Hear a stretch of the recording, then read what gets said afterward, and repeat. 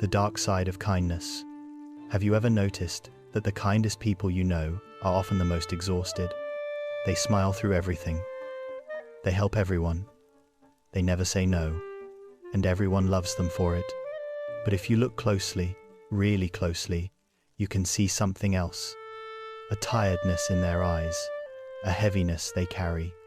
Because kindness, when taken too far, stops being beautiful. It becomes something darker, something that slowly destroys the person giving it. There's a particular type of person you've probably met. Maybe you are this person. They're the ones everyone calls when something goes wrong. The reliable friend, the helper, the listener. The one who stays up late talking you through your problems even when they have work in the morning. And when you thank them, they wave it off. It's nothing, they say. I'm happy to help. And they mean it. Or at least, they think they do. But here's what nobody sees. That same person goes home and collapses. They feel drained, empty, used. Even though nobody used them, they offered. They always offer. And yet, something inside them feels wrong. Like they're giving pieces of themselves away and never getting them back. This is the dark side of kindness. Not the kindness itself, but what happens when kindness stops being a choice and becomes a compulsion. When it stops coming from love and starts coming from fear. Fear of being disliked. Fear of being rejected. Fear of not being needed. Because here's the truth most people don't talk about. Sometimes kindness isn't kind at all. Sometimes it's a mask. A way of hiding. A strategy for survival. And when you wear that mask long enough, you forget what your real face looks like underneath.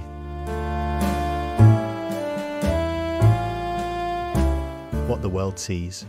From the outside, deeply kind people look like saints. They're the ones who volunteer without being asked.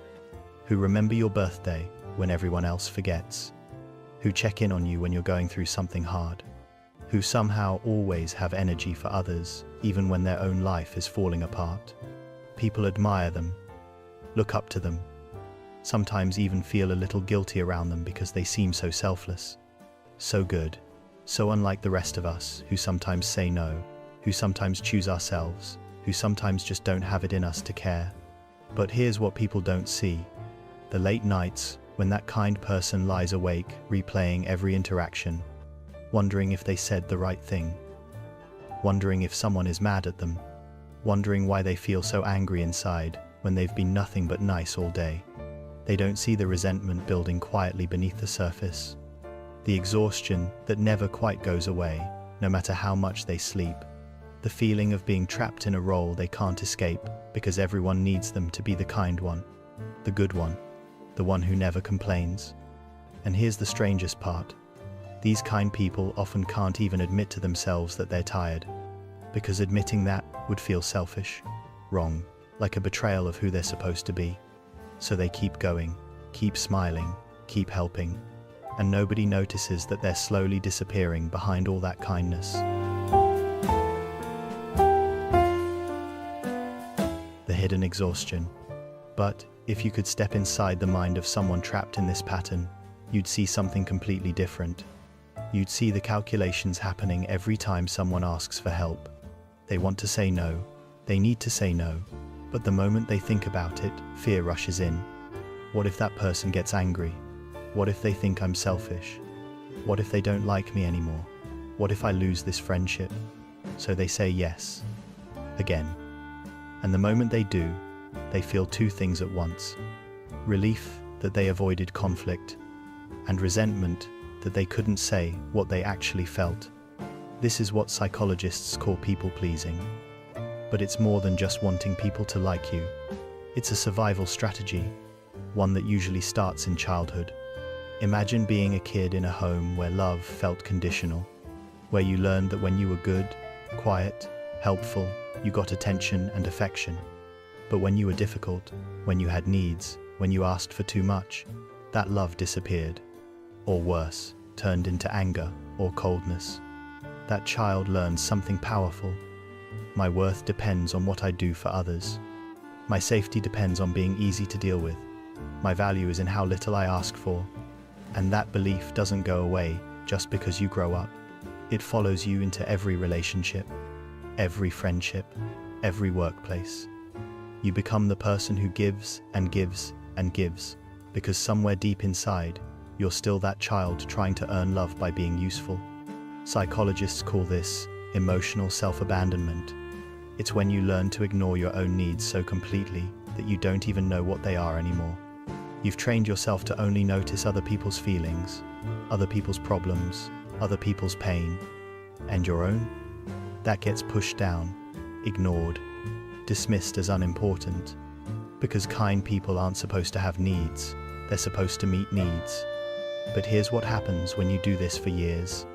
When you consistently put yourself last, when you never say no, when you always accommodate, something inside you starts to break. Not dramatically, not all at once, just slowly, quietly, like a foundation cracking under too much weight. You start feeling resentful toward the people you love, angry at them for asking, even though you're the one who always offers. You start feeling exhausted all the time, even when you haven't done anything physically demanding. You start feeling invisible, even though you're surrounded by people who care about you. Because they don't really know you. They know the version of you that helps, that gives, that supports. But the real you, the one with needs and limits and feelings, that person has been in hiding for so long that sometimes even you forget they exist. Where it all begins. So, why does this happen? Why do some people become so kind that it hurts them? Usually, it starts in childhood, not always in dramatic ways. Sometimes it's subtle. A parent who was overwhelmed and needed the child to be easy. A family where emotions were scary, so the child learned to keep everyone calm. A home where love felt earned rather than given freely. These children learn that their job is to make others comfortable, to smooth over conflict, to be the one everyone can count on, and they get praised for it. You're such a good kid, so mature, so helpful. But what they're really learning is that their own feelings are inconvenient, that asking for things is burdensome, that love is something you have to work for, and that pattern hardens into identity. By the time they're adults, they genuinely believe that their worth comes from what they do for others. They can't imagine being valued just for existing, just for being themselves. So they keep performing kindness, not because it feels good, but because it feels necessary. Because without it, who are they? What value do they have? This is what psychologists call conditional self-worth, when your sense of value is entirely tied to external factors, to how useful you are, how helpful, how kind. And when those things disappear, so does your sense of self. But here's what makes this tragic. The kindness that comes from this place isn't really kindness. It's fear dressed up as compassion. It's need dressed up as generosity. It's a transaction. I'll be kind to you so you'll need me, so you'll stay, so I'll matter. And transactions, no matter how kind they look, eventually feel hollow for both people involved. The weight everyone carries. But this isn't just about individual psychology. This is about something bigger, about how our culture treats kindness. We worship kindness. We tell children to be kind above everything else. We admire people who sacrifice themselves for others. We celebrate selflessness as the highest virtue, but we rarely talk about the cost. We rarely ask if someone's kindness is sustainable, if it's healthy, if it's actually helping them or slowly destroying them. And here's the uncomfortable truth. Sometimes our culture benefits from people who can't say no, from people who will always help, who will always accommodate, who will never demand too much. Think about how often we call someone so nice as a compliment without wondering if that niceness is costing them something. Think about how we expect certain people, often women, often people of color, often anyone taught to be accommodating, to always be available, always understanding, always kind. And when they're not, when they set a boundary or say no or prioritize themselves, we call them difficult, selfish. We punish them for the very thing that would save them. This is why the dark side of kindness isn't just personal, It's cultural. We've created systems that rely on people sacrificing themselves, and we've called that sacrifice virtue instead of recognizing it as harm. Research shows that people who struggle to set boundaries experience higher rates of anxiety, depression, and burnout. One study found that individuals who consistently prioritize others over themselves report lower life satisfaction and higher stress levels. Another found that chronic self-sacrifice is linked to physical health problems, including weakened immune systems and chronic fatigue. This means that excessive kindness isn't just emotionally draining, it's physically damaging. Your body keeps score, even when your mind tries to pretend everything's fine. And yet we keep praising people for running themselves into the ground. We keep rewarding exhaustion disguised as compassion, and we wonder why so many kind people eventually break. The many faces of broken kindness. And here's where it gets more complex. Because not everyone's kindness breaks the same way. Some people become martyrs. They wear their exhaustion like a badge.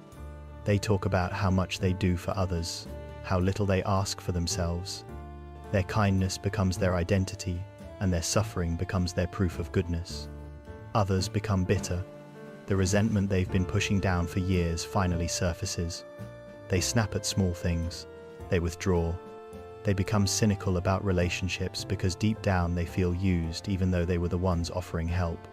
Then, there are the ones who disappear entirely.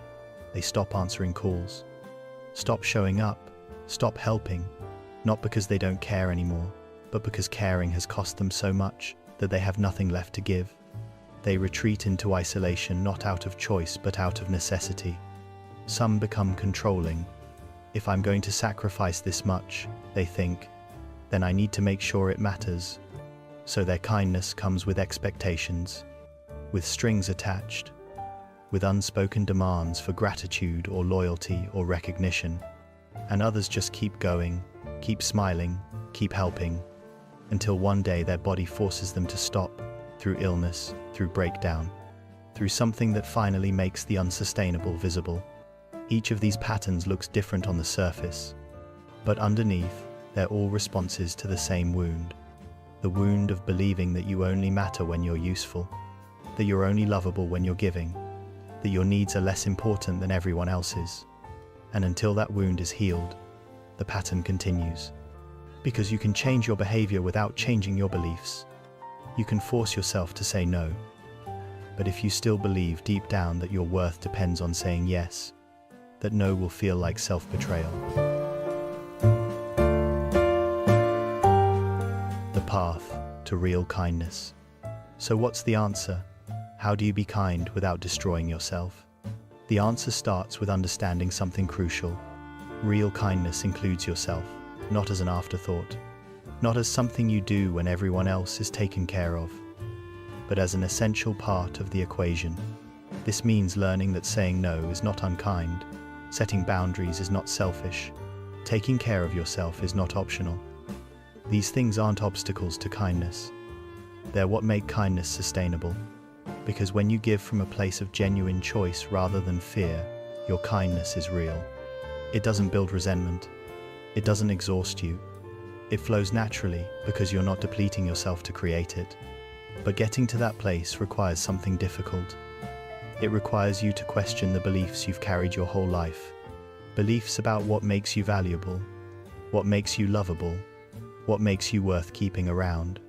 You have to sit with the uncomfortable possibility that your worth isn't tied to what you do, that people might love you even when you're not being useful, that you deserve care even when you're not giving it. And for people who spent their whole lives performing kindness, this feels terrifying. Because if your worth isn't in what you do, then where is it? The answer? It just is. You're valuable because you exist, not because of anything you achieve, or give, or sacrifice, just because you're here. This isn't something you learn once and then you're done. It's something you have to practice. Every time you want to say yes out of fear, you pause. You ask yourself, am I doing this because I want to, or because I'm afraid of what happens if I don't? Every time you feel guilty for resting, you remind yourself that rest isn't selfish, it's necessary. Every time you feel the urge to over-explain or over-apologize for having needs, you practice simply stating what you need without justification. Small shifts, repeated over time, until eventually the pattern changes. Not perfectly, not all at once, but enough that you start to feel different. Lighter, more yourself.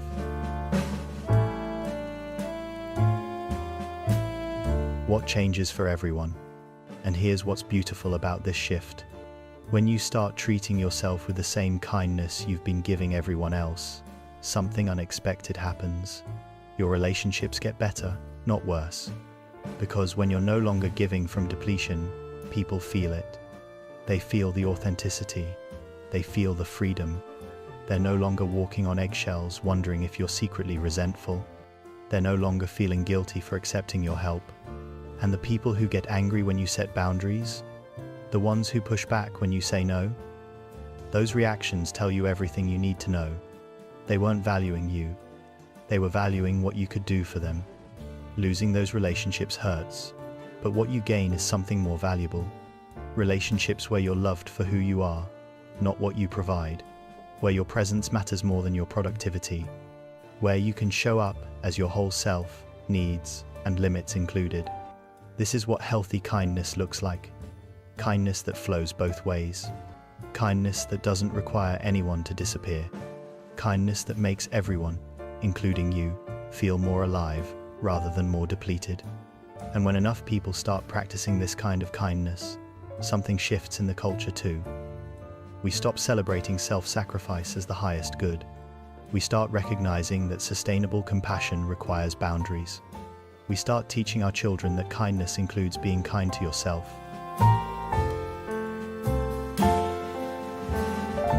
The real kindness. So where does this leave us? It leaves us with a different understanding of what kindness actually is. Kindness isn't endless giving. It's not sacrificing yourself for others. It's not always saying yes. It's not erasing your needs to make others comfortable. Real kindness is honest. It's choosing to help when you have the capacity, not when you feel obligated. It's caring for others while also caring for yourself. It's saying yes when you mean it and no when you need to. And maybe most importantly, real kindness is allowing other people to be kind to you. Receiving help, accepting support, letting yourself be cared for without feeling like a burden. Because kindness is meant to be a circle, not a one-way street. And when you refuse to let kindness flow back to you, you're not being noble, you're breaking the circle. The dark side of kindness isn't kindness itself. It's what happens when kindness becomes disconnected from truth, when it becomes a performance instead of a genuine expression, when it's driven by fear instead of love. But when you reconnect kindness to truth, when you include yourself in the circle of care, when you give from a place of abundance rather than emptiness, kindness transforms. It becomes what it was always meant to be. Not a burden, not a mask, not a way of earning love. Just a simple, honest expression of care for others and for yourself. And maybe that's the kindness the world needs most. Not more people sacrificing themselves, but more people showing up as their whole, honest, bounded selves. People who can give without resentment, who can receive without guilt, who understand that taking care of yourself isn't the opposite of kindness. It's the foundation of it. Subscribe for more truths we don't say out loud.